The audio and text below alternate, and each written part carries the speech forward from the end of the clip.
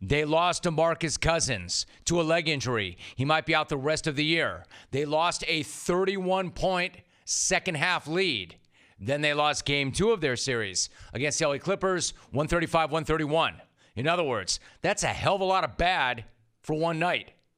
And, of course, on top of that, everybody's going to come flying in today with a hell of a lot of bad takes, hot takes. Everybody's going to be running in with a giant sledgehammer to hammer that clown-sized panic button. So let me be the one to stop this before it starts. Yes, Golden State blew a 31-point lead with less than 20 minutes to go in the game. Yes, they allowed 85 points in the second half. And you can point to a dozen different reasons as to why that went down. They lost DeMarcus Cousins. Steph Curry got into foul trouble and went from red hot before to ice cold after he came back in. Kevin Durant had 8 official shots. More importantly, 9 official turnovers. I mean, I can go on, but it's not really worth it. Yes, blowing a 31-point lead in less than 20 minutes at home in a playoff game is an epic collapse. But it does not mean that they're in trouble. Does not mean they're in trouble in that series. And no, last night had nothing to do with DeMarcus Cousins going down. He went down early in the game, and then Golden State built that lead after he went down.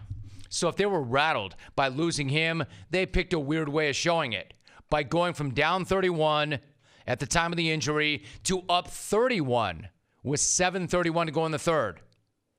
And no, the Warriors did not get exposed last night. Not for anything that we didn't already know about these guys. Like, what did you learn last night? That they've got a habit of switching off at times? That they stop playing sometimes? That they sometimes coast and do it at really bad times? That the chemistry of this team is not as great as it's been in years past? That defensive intensity is an issue? I mean, hell, tell me something I didn't already know. We knew all of this already. I already knew. Hell, tell Steve Kerr something he didn't already know, because nobody knows that team better than Steve Kerr does. He said, quote, "It doesn't feel strange to me. No. At this stage, nothing surprises me that happens with our team and where we are. I was very concerned coming into this game, and in some ways, we had this coming. And we'll see if we can actually respond to it and do something good with it," end quote.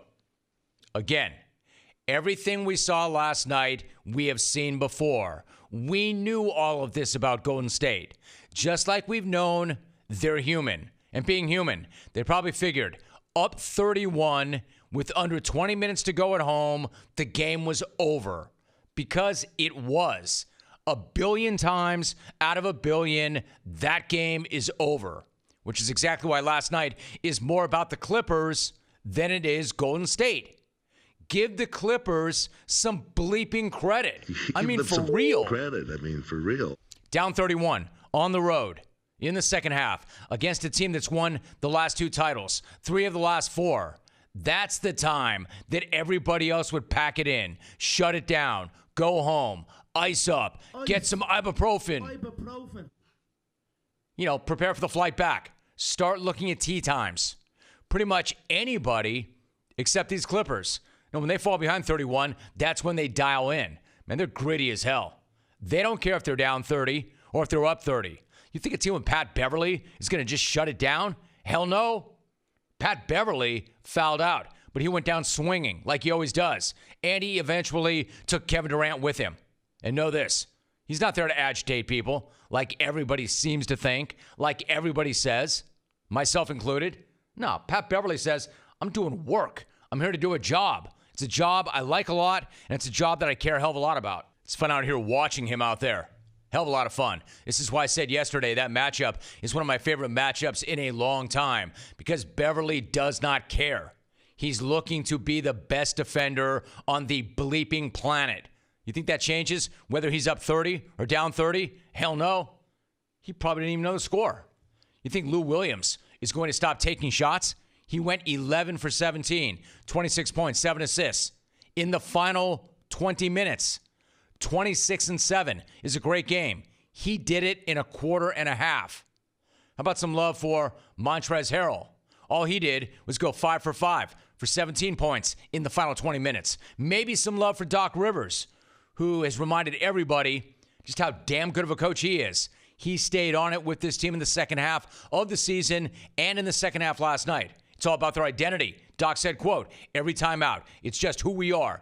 Be us. We said it. Let's be us. Don't change. Keep playing the way we play, end quote. The Clippers were a team that was supposed to wave the white flag after the Tobias Harris trade, right? The season ended that night, except it didn't because they got a hell of a lot of heart. They've got a hell of a lot of grit.